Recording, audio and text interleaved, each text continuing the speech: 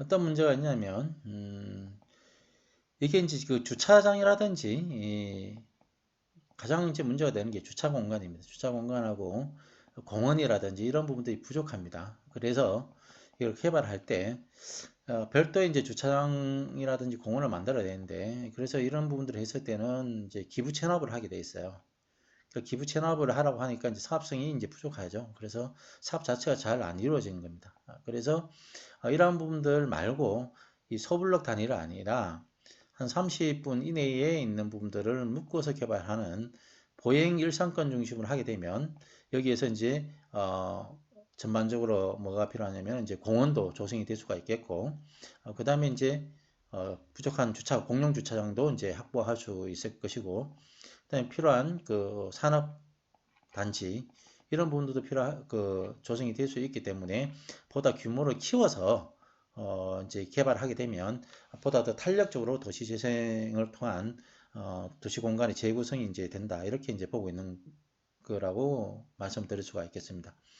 그래서 이제 이런 게 된다고 한다면은 기존에 체계적으로 조성되어 있는 이제 다세대 다가구 주택에 대한 투자 가치가 이제 개발에 대한 사업성이라든지 개발의 활로가 열려져 있기 때문에 이 부분들 기존에 이제 손을 대지 못했던 주거 밀집 지역의 다세대 다가구에 대한 투자 가치가 이제 증가를 하게 된다. 그래서 주거 밀집 지역에 있는 다가구 다주택도 이제 투자 대상으로 한번 검토해 볼 필요가 있겠다. 이렇게 말씀을 드릴 수가 있겠네요. 그다음에 이제 수변 공간 중심으로 이제 공간이 재편이 되겠는데 대표적으로 이제 서울 지역에 한 61개의 하천이 있는데 이런 잠재를 활용해서 시민 생활 중심으로 이제 공간 구조를 재편하겠다. 이러한 부분들이 이제 수변 중심 공간 재편입니다. 이 부분이 굉장히 중요합니다. 그래서 이제 왜 수변인가라는 부분도 있습니다. 이 수변 공간은 기능적으로는 뭐냐면 도시의 바람길을 통해 역할을 합니다. 바람길. 그래서 역할을 하기 때문에 이 부분들은 뭐냐면 도심 지역 내에 있는 환경 오염이 된 공기를 밖으로 배출하는 공기를 순환하는 기능이 되어 있고 두 번째는 도시가 뜨거워진 열섬 현상을 완화시켜주는 역할을 하게 됩니다. 도심의 이제 하천은 그리고 최근에는 가장 중요한 게 이제 문화 공간으로서의 역할이 이제 기대가 된 거죠. 그래서 문화 공간 이 부분들이 굉장히 중요합니다. 그래서 이제는 부동산의 가치가 여러 가지 가치를 결정하는 요소가 많이 있겠지만 그 중에서 이제 가장 중요한 게 수변입니다. 수변이라는 부분들이 이제 하천이 이렇게 있으면 수변 축원지 개발을 하게 되는 거고 여기 이제 문화라든지 레저라든지 이런 부분들 각종 이런 부분 되고 무엇보다 중요한 것은 수변 축에 있는 부분들인데 수변 공간을 활용할 수 있는 공간의 범위가 넓으냐 좁으냐 그 다음에 두 번째는 이 공간에 접근할 수 있는 접근성이 얼마나 좋으냐에 따라 가지고 부동산의 가치가 결정된다고 이렇게 보시면 됩니다. 그래서 이 물이라는 부분들은 이제 고대부터 현대 이르기까지 필수적인 부분들이죠. 그래서 이제 모든 그 도시의 개발 축은 이 수변 축을 따라서 이제 개발이 된다. 그래서 부동산 투자도 수변 축을 따라서 투자를 해라라는 부분들이 이제 좀 더 강조한 내용이라고 보시면 됩니다. 그래서 서울에는 보면 이제 중요한 게 이제 그 한강이 있고 그다음에 권역별 하천 이 부분도 이제 중랑천 뭐 이런 부분도 있고 4개 정도 홍제천, 안양천, 탄천 이런 부분들이 이제 권역 하천을 보고 나머지 이제 지루 하천도 여러 가지가 있습니다. 그다음에 소하천 정비법에 의한 소하천 18개도 있네요. 그래서 여기 보시면은 쭉 홍제천이 있죠. 홍제천이 있고 중랑천 그 다음에 이제 안양천, 탄천. 그다음에 가장 중요한 부분들은 부동산 가격의 가장 가치가 높은 지역은 이 부분입니다. 한강입니다.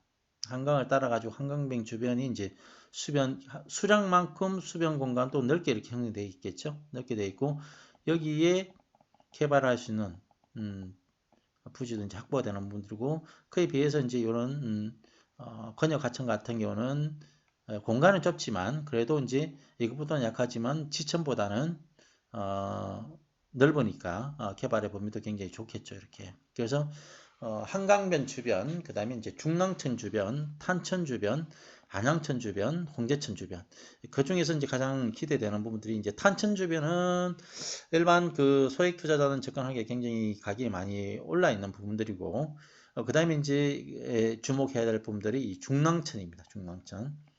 중랑천 부분들이 이제 새롭게 정비가 되면서 여기에 이제 접근성을 강화를 하면서 이 주변, 중랑천 주변에 있는 부동산 가치가 향후에는 수변 공간을 중심으로 그 도시 공간 구조가 재편이 되면 이쪽 주변의 부동산 가격이 굉장히 높게 형성될 가능성이 굉장히 많고, 안양천도 마찬가지입니다. 안양천 주변, 그 다음에 이제 안양천의 대표적인 게 목동이 되겠죠. 목동이 되고, 그 다음에 이제 그 도림천도 주목을 해야 되고, 뭐 이런 부분들 많이 있습니다. 천을 따라 가지고 이제 해야 되는데, 양재천도 이제 주목을 해야 되겠죠. 양재천. 이런 부분. 그래서 이제 그 수변 공간을 어떻게 하겠냐 하면, 수변 명소를 조성을 하겠다라는 부분들입니다. 그래서 이제 공원, 첫째는 이제 공원이겠죠. 수변 공간의 명소가 될 수 있는 부분들, 이제 공원, 이 공원이 있네요. 이런 부분들, 공원이 있는데, 그다음에 공원 플러스 뭐냐면 수변 명소 하는 분들은 나성이 됩니다. 풍수적 나성, 섬, 노들섬 이런 부분들. 그래서 한강 가운데 있는 섬들 중에 아직 개발이 미진한 부분들은 이제 나성인데, 이 나성 중에서 이제 노들섬 같은 경우를 이제 예술섬으로 만들겠다. 그래서 노들섬을 중심으로 해서 양쪽에 있는 이런 지역들이 이제 향후에 노들섬이 개발됨으로 인해 가지고 직접적으로 혜택을 볼 수 있는 그런 부분들이고, 수변의 접근성이 가능한 부분들, 이런 부분들이 굉장히 중요하겠죠. 이게 수변이 흐른다 하더라도 이 수변 접근성이 떨어진 지역과 수변 접근성이 좋은 지역의 부동산 가치가 달라진다, 이렇게 보시면 되고, 그다음에 이제 수변 중심화하기, 이제 수변을 중심으로 해서 이제 동심 항공이 지나갑니다. 예를 들어 가지고 이제 용산에서 김포공항까지 갈 때 요 수로를 따라서 이제 항공로가 이제 형성이 되겠죠. 그래서 이제 수변은 굉장히 중요하다, 이렇게 보시면 됩니다. 그래서 소하천, 그다음에 뭐 지료 뭐 이런 부분들이 있습니다. 부동산 투자는 무조건 뭐 이것저것 다 모르겠다 하면 하천이 있느냐 없느냐, 하천이 있다 한다면은 하천하고 그 부동산하고 접근이 될 수 있느냐 없느냐, 그리고 그 하천 폭에 따라 가지고 공원으로 할 수 있는 범위가 넓으냐 짧으냐, 그리고 강의 폭이 크다고 한다면은 그 강 가운데 있는 섬이 있는, 이걸 이제 풍수용어로 나성이라고 하는데, 이게 있느냐 없느냐에 따라 가지고 이제 판단하시면 됩니다. 간단하게. 그래서 이제 여기 보시면 쭉 이렇게 하겠다고 해놨죠. 뭐 수변 명소, 수변 명소는 이건 이제 나성이 되겠죠. 그다음에 이제 공원이 될 것이고, 그다음에 이제 그 중에서 쭉 이야기한 게 이제 안양천, 중랑천, 홍제천, 그다음 한강 수변을 활성화를 하겠다라는 부분들. 한강변은 지금 외국에 비해 가지고 조금 약해요. 경관으로 봤을 때는 외국의 강에 비해서 뭐 아름다운 조망이라든지 수량이라는 이런 부분들이 굉장히 좋음에도 불구하고, 한강변을 따르고 있는 건축물의 구조, 조명이라든지 건물의 형태라든지 이런 부분들이 다채롭지 못하고, 그래서 이제 그 관광 상품을, 한강변을 관광 상품화를 해서 한강변에 많은 관광객을 유입을 시킴으로 인해 가지고 관광 수익을 올릴 수 있는 천혜의 자연 환경을 가지고 있음에도 불구하고, 이제 일률적인 규제로 인해 가지고 이것을 체계적으로 활용을 못하는 그런 부분이 있습니다. 그래서 그런 부분들을 좀 규제 완화라든지 이런 부분들을 통해서 수변 공간을 활용한 관광 상품화를 만들겠다는 것이 2040의 도시기본계획의 핵심적인 키워드가 아닐까, 이런 생각이 듭니다. 그래서 이제 뭐 수변 테라스도 만들고 카페로 만들고 쉼터 공연 활동, 이런 수변 친화적인 이제 공간을 하겠다. 하천 지루 이런 부분들은. 그다음에 이제 배후 주거지와의 접근성을 높이겠다. 4대 지천. 지금은 보면은 이렇게 하천이 흐르면 여기에 이제 도로가 있겠죠. 이제 강변 도로가 이렇게 있으면 이 강변 도로를 이렇게 넘어가기가 힘들어요. 대부분이 이렇게 보면 자동차 전용 도로를 가지고 고가도로 통해서 이렇게 넘어가야 되는 부분들인데, 이 고가도로도 군데군데 만들 수가 없겠죠. 그래서 굉장히 불편한데, 예를 들면 이 강변도로를 지하화한다든지 아니면 뭐 지하로 이렇게 통로를 많이 뚫어 가지고 이 강변 접근성을 높게 한다든지 이런 형태로 해서 주거 공간하고 그다음에 이제 지천하고의 접근성을 높여서 잘 활용할 수 있게끔 만드는 부분이 중요하고, 이렇게 이제 접근성을 만들어 주는 것, 이러한 부분들이 이제 부동산 가치가 이제 결정이 되겠죠. 한강은 이제 쭉 해가지고 이런 부분도 있습니다. 그래서 이제 한강변에는 기본적으로 이제 가격이 다 높습니다. 다 높은데 향후에는 더 좋아지겠죠. 더 이제 계속 지속적으로 한강변에는 계속 가치가 높아진다. 만약에 이제 자금이 되면 한강변을 따라서 투자하시면 됩니다. 뭐 쭉 이런 부분도 있습니다. 그다음에 도림천, 그다음에 이제 그 녹지축도 이제 있는데, 중요한 부분들이 그 기존에 있는 복개된 천, 그런 부분들이 이제 다시 이제 복개를 이제 그걸 해제를 하고 원래의 모습으로 이제 회복하는 그런 천도 있으면은 그런 천들이 굉장히 이제 주변이 투자 가치가 높다고 봐야 되겠죠. 그다음에 쭉 있죠, 뭐 이런 부분들. 수변 거점에 명소를 조성하겠다라는 부분들인데, 공원 중심입니다. 공원하고 접근성. 그리고 이제 이 강변도로가 이렇게 지나가기 때문에 이러한 부분들의 이제 접근성을 확보할 수 있는 그런 부분들이 이제 투자 가치를 결정하게 되겠죠. 쭉 있습니다. 그래서 수변 중심의 이제 투자 포인트는 역수형 내당수입니다. 이제 풍수적으로는 이렇게 간단히 이제 하면 이렇게 이제 큰 강이 흐르고, 한강이죠. 그리고 이제 지천이 이렇게 흘러 들어가죠. 대표적인 탄천이 되겠죠. 탄천이 되어 있으면 이렇게 이제 그 한강의 방향과 물의 방향이 역방향으로 흐르는 것은 이제 역수형 내당수라고 하는데, 이걸 내당수라고 합니다. 큰 강은 이제 외당수라고 하고, 그래서 이런 부분이 있으면 요 두 개의 물이 합쳐지는 지점, 이런 지역이 이제 부동산 풍수에서는 명당이라고 합니다. 예를 들면 삼성동이 되겠죠. 삼성동. 이런 부분들. 그 다음에 이제 예를 들면 중랑천하고 한강이 만나는 이제 성수동, 이러한 부분들이 이제 대표적인 이제 수구 명당으로서 형성이 되는 거고, 그 다음에 이제 목동, 안양천하고 한강이 만나는 목동, 이러한 부분들이 대표적인 수구 명당이고, 합수 지역은 뭐냐면 두 개의 내당수가 이렇게 만나는 지점입니다. 이렇게 만나는 지점.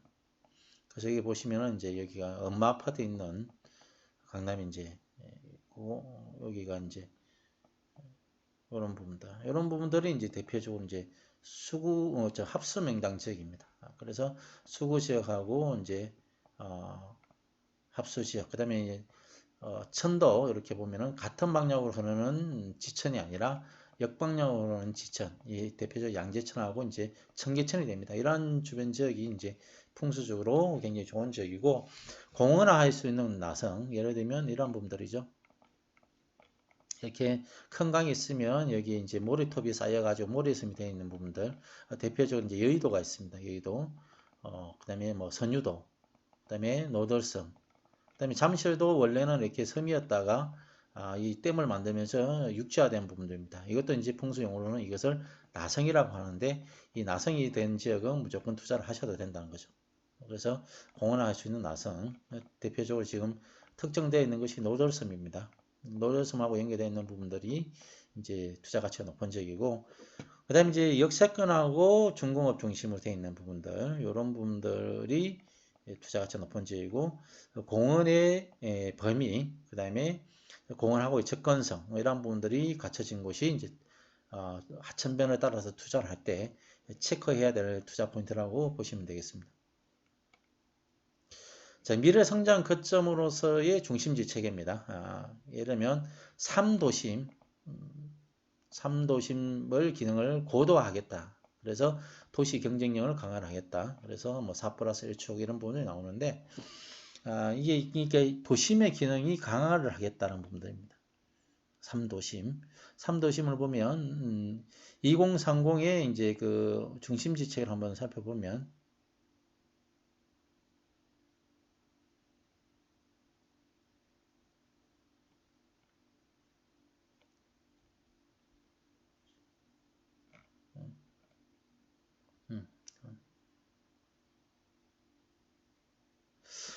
지금 이제 그 중심 체계를 한번 살펴볼게요.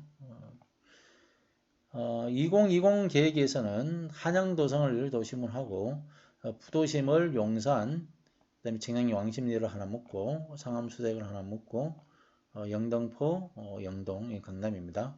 총 5개의 부도심을 설정을 해놨습니다. 그리고 이제 11지역 중심 신청, 공덕 뭐 쭉 해놨는데 이것이 이제 도시공간구조 이렇게 변화가 됩니다. 2030에서는 3도심, 기존에 이제 부도심이었던 영등포, 그 영등포를 여의도 하나 묶어가지고 도심으로 성격을 시켰고 또 부도심이었던 강남을 이제 도심으로 성격을 시켰어요. 그러면 2030에서 가장 핵심 주력을 삼았던 지역이 어디냐면 기존의 부도심에서 도심을 성격을 시켰기 때문에 여의도, 영등포, 강남 지역이 이제 굉장히 많은 발전을 가져왔겠죠.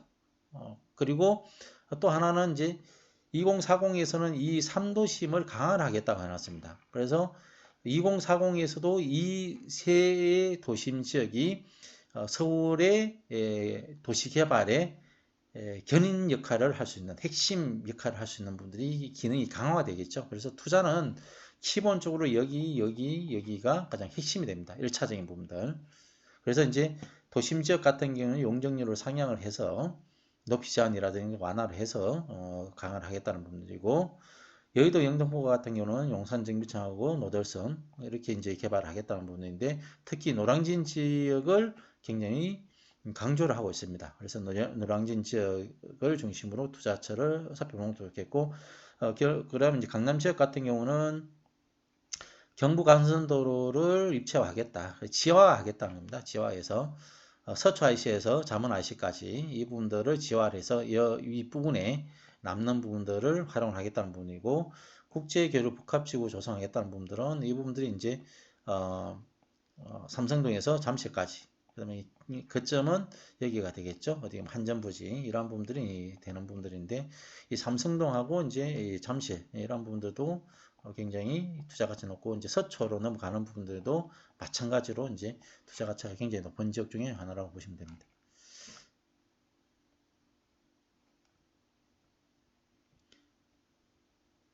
자, 볼까요?